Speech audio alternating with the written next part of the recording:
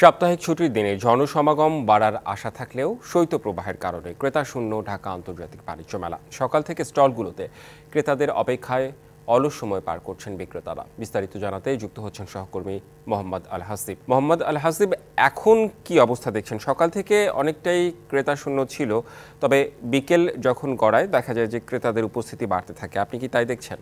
ধন্যবাদ রেদওয়ান, যেমনটি বলছিলেন, আসলে আমি সকাল থেকে এখানে ছিলাম এবং সকাল থেকে আমরা দেখছিলাম যে আসলে আবহাওয়াজনিত কারণে বা এই মেঘাচ্ছন্ন পরিবেশের জন্য অনেকেই মেলাতে আসতে পারেনি। তবে দুপুরের পর থেকে, অর্থাৎ 2টার পর থেকে কিন্তু যারা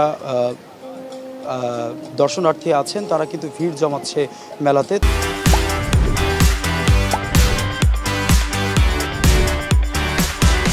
তবে এখন পর্যন্ত কিন্তু আসলে বেশ লোক সমাগম দেখা যাচ্ছে এবং আপনাকে যদি একটু দেখাই যে সকালের দিকে কিন্তু এইখানকার যে দৃশ্যটি ছিল একেবারেই কেউই ছিলেন না, কিন্তু এখন পর্যন্ত কিন্তু আসলে বেশ তাদের পরিবার নিয়ে আসছেন। আসলে মেলা বাঙালিদের কিন্তু একটি প্রাণের উৎসব এবং সেই মেলায় আসবে না তা কী করে হয়। বিষয়টি এরকমই, আসলে যেহেতু তীব্র শীত ছিল, ঠান্ডা ছিল এবং এই যেই বাণিজ্য মেলাটি যেখানে হচ্ছে পূর্বাচলে, বেশ দূরত্বের কারণেও কিন্তু আসলে তারা অনেকেই আসতে পারেনি। তবে যে বিষয়টি এখানে মূলত যে এখন দুপুরের পর থেকে যেভাবে লোক বাড়ছে তাতে করে আসলে বলা যায় এমনটি যে সন্ধ্যা নাগাদ বা তার পরবর্তীতে কিন্তু আসলে এখানে লোক সমাগম আরও বেড়ে যাবে এবং একটি পর্যায়ে যারা ভিতরে বিক্রেতারা রয়েছেন তারাও কিন্তু এমনটি আশা করছিলেন। তবে এখন পর্যন্ত কিন্তু এখানে লোকের সমাগমটি ধীরে ধীরে বৃদ্ধি পাচ্ছে, যদিও এখনও রোদ ওঠেনি বা আবহাওয়া কিন্তু এখনও গোমট ধরেই আছে। তারপরও কিন্তু এখানে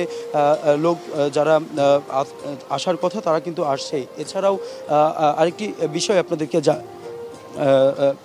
বিষয়টি আরেকটু জানিয়ে রাখি যে এই যে আন্তর্জাতিক বাণিজ্য মেলা হচ্ছে এই 29তম আসরে কিন্তু এই প্রথমেই এবার অনেকেই বলছে যে এই আবহাওয়াজনিত কারণে আজ সারাদিন এভাবে লোক আসতে পারেনি এবং এই যে ঠান্ডা আবহাওয়া তার উপেক্ষা করে কিন্তু এখন থেকে, অর্থাৎ দুপুরের পর থেকে কিন্তু আসলে লোক আসতে শুরু করেছে, যা সন্ধ্যার পরে আরও বাড়বে বলে আশা করছে এখানকার যারা বিক্রেতারা রয়েছে তারা। এছাড়াও যারা দর্শনার্থী রয়েছে তারাও এমনটি বলছেন।